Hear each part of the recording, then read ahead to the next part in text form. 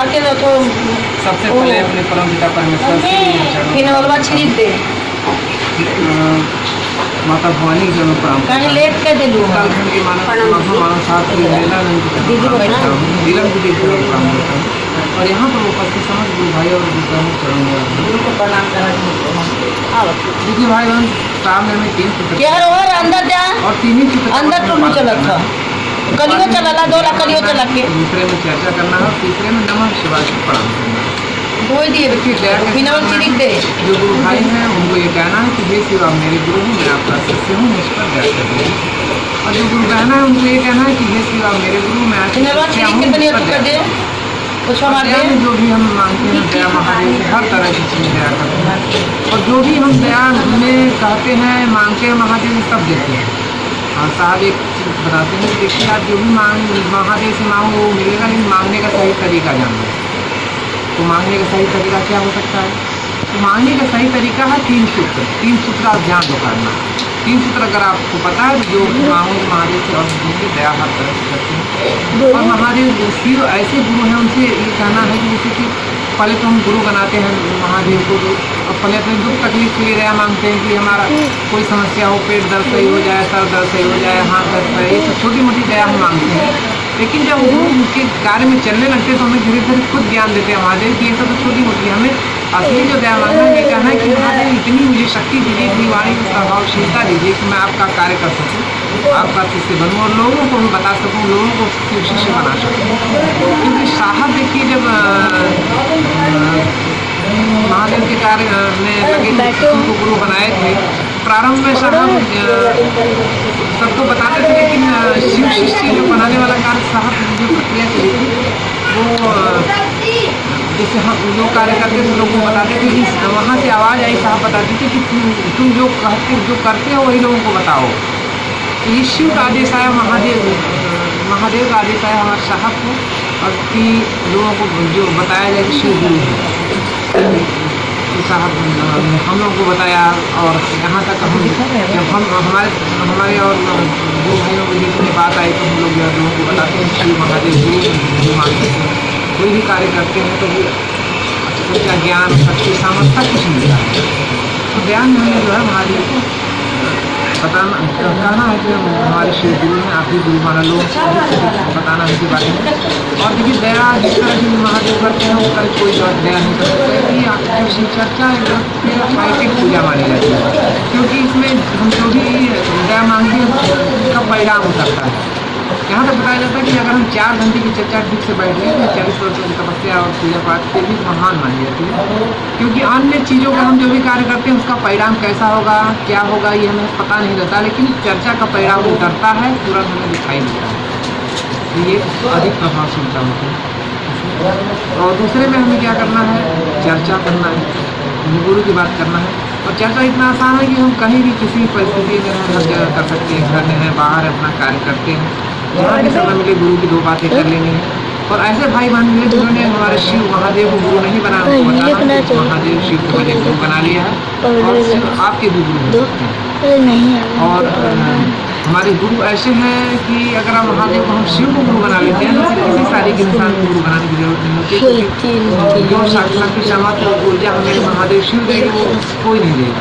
तो गुरु का कार्य होता है गुरु शिष्य को अपने जैसा बनाना।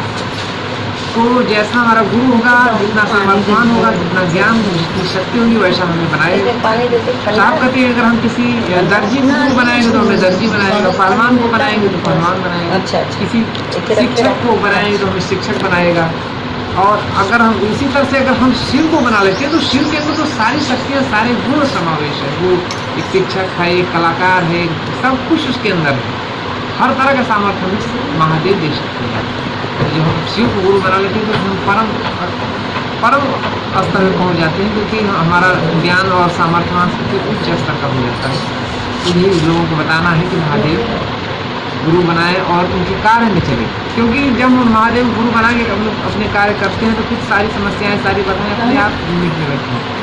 और जब से मैंने भी गुरु बनाया बहुत परेशान, बहुत जगह मैं ये भटका हूँ, इधर से उधर तमाम चीज़ें, पूजा पाठ से लेके न जाने कितनी बहुत चीज़ें, घंटों पूजा में आदमी बैठा रहता है और कई साधनाएँ, यहाँ तक कि बहुत कुछ मैंने बहुत कराए, यहाँ तक कि देखिए मैं भी बहुत कर्मकांड वाली चीज़ों में बहुत समय नष्ट किया कि सारे ग्रह नक्षत्र की पूजा करवा लीजिए, जो भी बाधाएं हैं वो सब कुछ कराने के बाद भी बाधाएं नहीं लग गई कि समस्याएं वैसी की वैसी रही गई। तो अंत में जैसे साहब भटक रहे तो मैं भी हमें भी यही समझ में आया कि सभी समस्याओं की मूल और समस्या का समाधान महादेव के चरणों में है। महादेव को जब हम गुरु बना लें उसके बाद सारी समस्या छोड़ दीजिए महादेव को, देखिए अपने आप सब कटती चली जाती है। जब से महादेव को बनाए तब से जीवन में बहुत सुख समृद्धि शांति आई है, क्योंकि अब सब कुछ उन्हीं के ऊपर छोड़ करके हम बस चर्चा में चलते हैं और महादेव के कार्य में लगे रहते हैं, बाकी महादेव सब अपने आप करते हैं।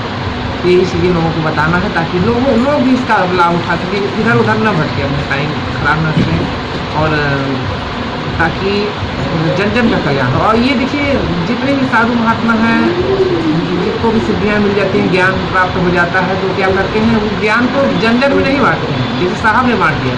अपनी सिद्धियाँ अपनी शक्तियाँ अपने सीमित दायरे में रखते हैं और केवल अपने कुछ विशेष शिष्यों को बताते हैं जो खास रूप से सेवा में लगे वर्षों तक लगा है दिन रात, तो उसी एक शिष्य को बताते हैं, बाकी लोगों को नहीं बताते हैं। लेकिन साहब हमारे इतने महान हैं कि उन्होंने जो 40 वर्षों की तपस्या के बाद पाया वो जन जन में बांट दिया, किसी एक को नहीं कहा कि नहीं कुछ लोगों को ये ज्ञान दो। और हम आप सब इतने सौभाग्यशाली हैं कि उस ज्ञान को आसानी से सबको मिल रहा है, इतनी आसानी से प्राप्त हो रहा है और हमको ग्रहण करके उसका लाभ उठाना चाहिए। लेकिन देखिए कभी कभी क्या होता है, लोग चलते हैं जुड़ाव में और कुछ भाई बहन ऐसे भी मिलते हैं कि थोड़ा सा बहस भी करते हैं कि क्या है, कैसे शिव दया करते हैं, गुरु हैं, भगवान हैं कि नहीं है, मतलब कुछ उल्टी सीधे प्रश्न भी उठता है। लेकिन देखिए अगर देखा जाए तो इतना आसान ज्ञान और इतनी शक्ति समर्थन जो चीज़ें मिल रहा है मुझे फ्री में मिल रहा है, तो कभी कभी कुछ लोग महत्व नहीं समझ, जो चीज़ आपको ऐसे मिल जाती है बिना कुछ किए मिल जाती है, तो उसका आदमी महत्व कम समझता है। वही चीज़ अगर हम किसी वही मंत्र वही शक्ति चीज़ें वही साधना का जो विधान हमें मिलता किसी बाबा पंडित जी या किसी मतलब महात्मा जी के यहाँ जाते कई कई कई महीने कई साल लगे रहते, उसके बाद तब मत समझते।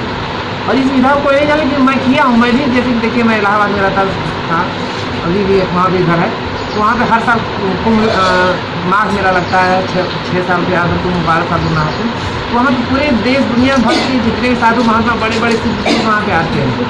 तो हमें तो चमत्कार सीखने की इच्छा रहती है कि कुछ जाए उन्हें सीखें, तो मैं भी गया हूँ। तो उनके यहाँ जाइए तो ये तुरंत नहीं बताते हैं कोई भी मंत्र कोई शक्ति कुछ भी, आगे मंत्र भी लेना हो ना तो महीनों लगे रहिए उसके यहाँ, बाबा जी के यहाँ सेवा करिए, कहेंगे आओ चलो कुछ काम करो ये करो, हमारे यहाँ आते रहो जाते रहो, तब जाके एक मंत्र लेने के लिए आपको कई महीने लग जाते हैं, तब जाके मिलता है।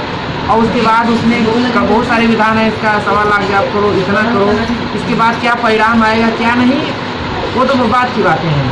तो देखिए साहब ने जो चीज़ हमें ज्ञान 3 सूत्र दे दिया ये सबसे परम स्थिति है, हमें आसानी से मिल जाता है और इसका परिणाम बहुत अधिक है। इसमें कोई बंधा नहीं, कोई विधि विधान नहीं है कि आप खा पी करके करिए कि नहा धो कर करिए, कैसे करिए, आप जिस तरह परिस्थिति में हुआ है उस परिस्थिति में कर सकते हैं। तो गरीब ये ऐसी विधा साहब ने दे दिया है जिसको गरीब से गरीब अमीर से अमीर आदमी कर सकता है, रोगी भी कर सकता है, बूढ़ा भी स्वस्थ भी कर सकता है, बूढ़ा भी जवान भी कर सकता है, आप लेटे बैठे चाहे जैसे रहें, बस मन में ध्यान लगाना है। साहब का 3 सूत्र की हाँ पहले कुछ नहीं आता है तो हमें ध्यान लगाना है कि श्री आप मेरे गुरु हो, मैं आपका शिष्य हूँ, मुझ पर दया कीजिए। जब इतना ही सोच लेते हैं तो धीरे धीरे अपने आप गुरु दया करता है और अपने आप ही 3 सूत्र का पालन होने लगता है। कि केवल मन से मान लेना कि शिव आप मेरे गुरु मुझ पर दया करिए, उसके बाद छोड़ दीजिए आप।